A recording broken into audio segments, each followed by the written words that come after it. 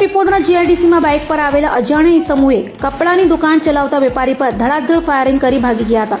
ઘટનાને પગલે પોલીસના ધાડે ધાડા ઘટના સ્થળે ઉતરી ગયા હતા અને આરોપીઓના કોલર સુધી પહોંચી વળવા તજવીજ હાથ ધરી હતી।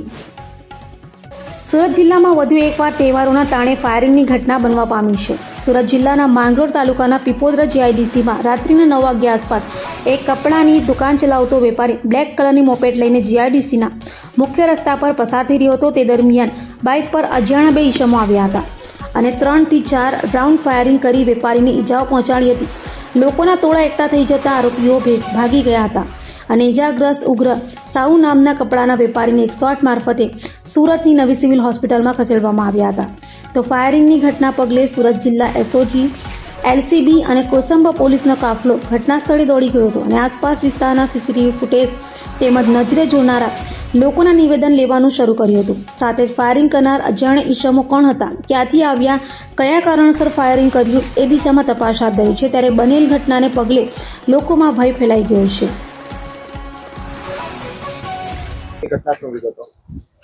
કોસંબા પોલીસ સ્ટેશનની હદની અંદર પીપોદરા જીઆઈડીસી વિસ્તારમાં આજના રાત્રિના લગભગ 9:15 વાગ્યાના અરસામાં ઉગ્ર સાહુ નામના વ્યક્તિ કે જે ગંજા મોરીસાના રહેવાસી છે અને પોતાની રેડીમેડ કાપડની દુકાન આ જ વિસ્તારમાં ધરાવે છે, એ એક્ટિવા લઈને પસાર થતા હતા। એ વખતે એક મોટરસાયકલ ઉપર 2 અજાણ્યા ઈસમો આવેલા હતા અને મોટરસાયકલની પાછળ બેસેલા ઈસમે પોતાની પાસે રહેલા હથિયાર વડે લગભગ 3 રાઉન્ડ જેટલા ફાયર કરેલા છે।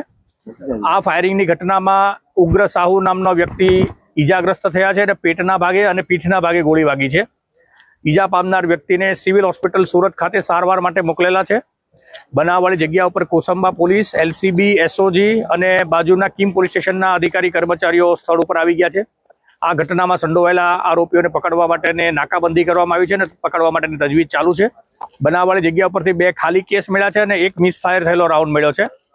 આ ઘટનામાં જે સંડોવાયેલા ઈસમો છે તાત્કાલિક ધરપકડ કરવામાં આવશે। હાલમાં આ બનાવનું કારણ કે વ્યક્તિ કોણ ફાયરિંગમાં સંડોવાયેલા છે એની હકીકત મળી નથી, પરંતુ પોલીસ દ્વારા સઘન અત્યારે શોધખોળ ચાલુ છે અને ગુનાનો એફઆઈઆર કરવા માટેની પ્રક્રિયા ચાલુ છે અને નજીકના ભવિષ્યમાં આરોપીઓ પકડાઈ જશે એવી સંપૂર્ણ આશા છે।